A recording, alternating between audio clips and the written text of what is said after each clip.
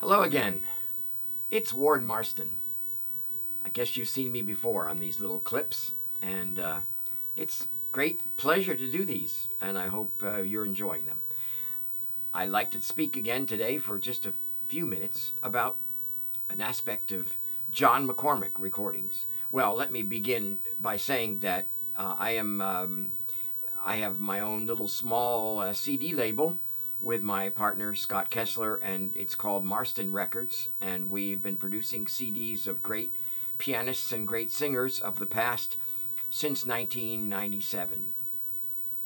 And today we are in the midst of producing a 17 CD set of the complete John McCormack electrical recordings from 1925 to 1942.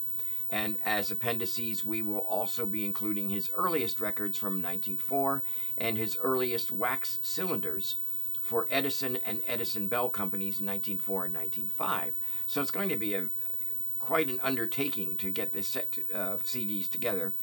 We'll probably be issuing it in about a year, but I'm getting started now because it's going to be a lot of work, because there are, I don't even know how many sides. I suppose it's about 300 or 350 tracks. I'm not sure. Something about that.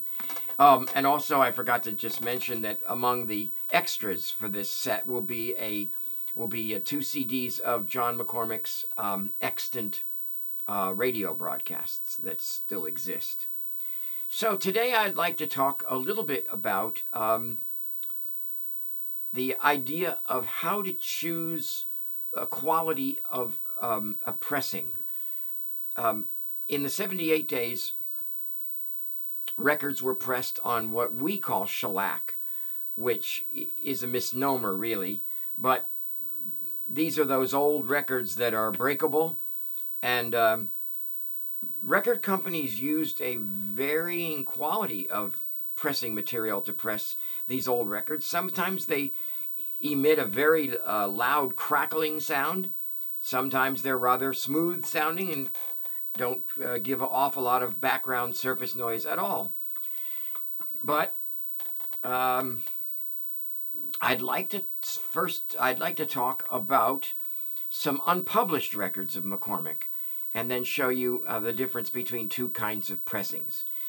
A number of years after McCormack died, there was a small outfit outside of Philadelphia called the American Gramophone Society of America, AGSA, that produced a lot of 78 RPM repressings of famous recordings pressed from the original masters.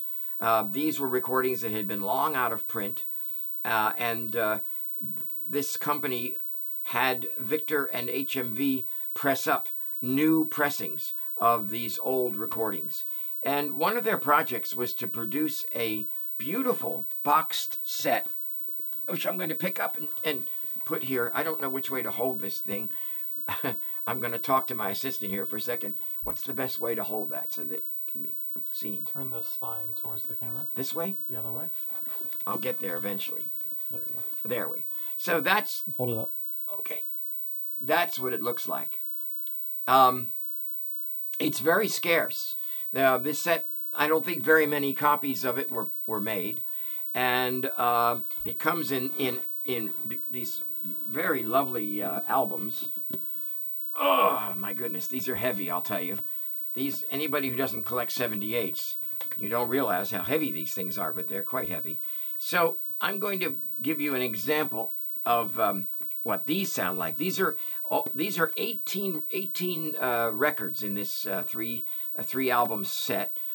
These are all pressed from the original masters, and this is a selection called "The Little Boats."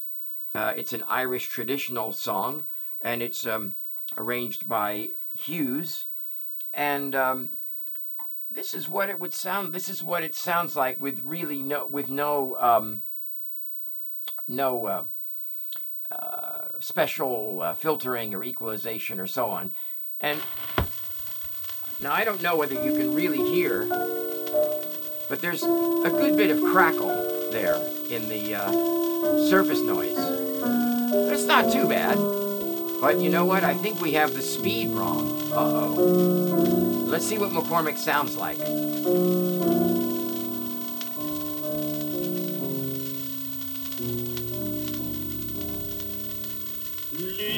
Little boats rock on billows of blue. Oh yes, he's all wrong. Now, admittedly, he is in his middle 50s when he recorded this, but his voice hadn't lowered that much. So I'm going to raise the pitch to the correct pitch.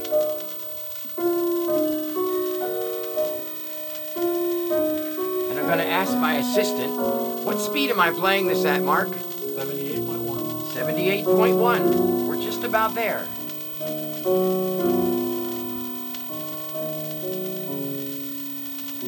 Now let's see what John sounds like. Little boats rock on billows of blue.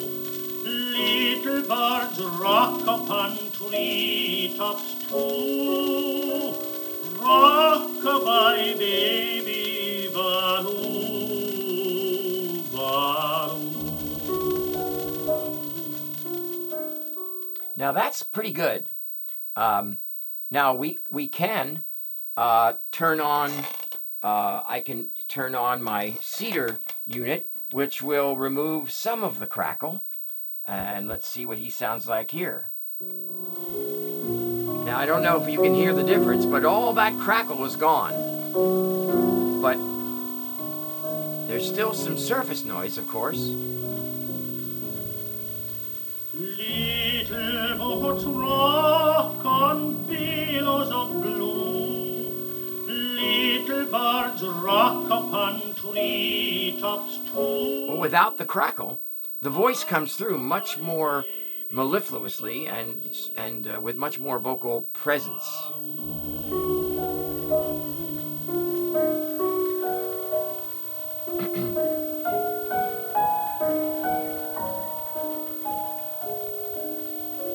Boats sail away to countries new.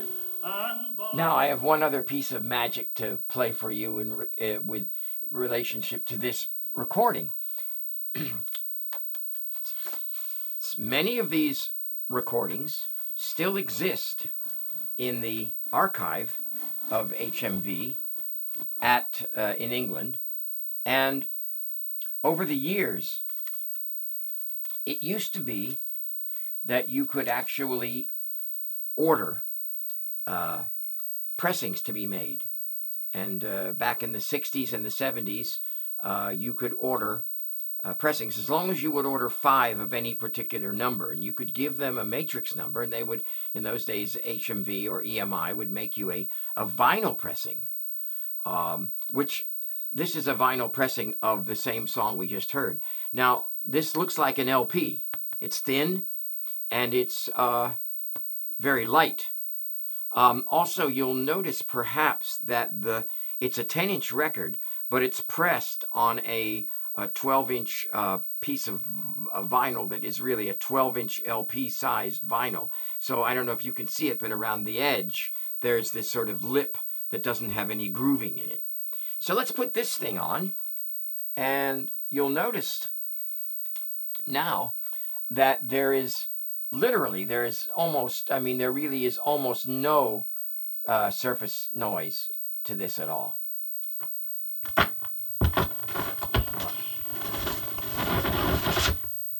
There we go.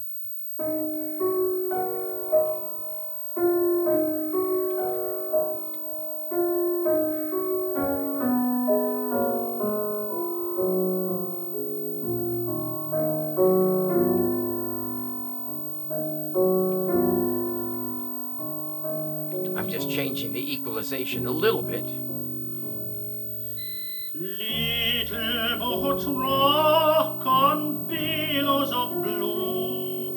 Little birds rock upon treetops too. Rock-a-bye, baby, baloo, baloo. That almost sounds high fidelity, doesn't it? Well, I certainly wish that we had every McCormack record on a vinyl pressing, but we don't. Sad to say, but only some of the McCormack masters have been circulated among collectors as vinyl pressings. But one of the things that I'm attempting to do before I produce this set for Marston Records is to acquire as many of these quiet vinyl pressings as I possibly can. So I am contacting every collector I know around the world to see who perhaps has vinyl pressings of McCormack records that I can use for this issue. So stay tuned and we'll continue to talk to you.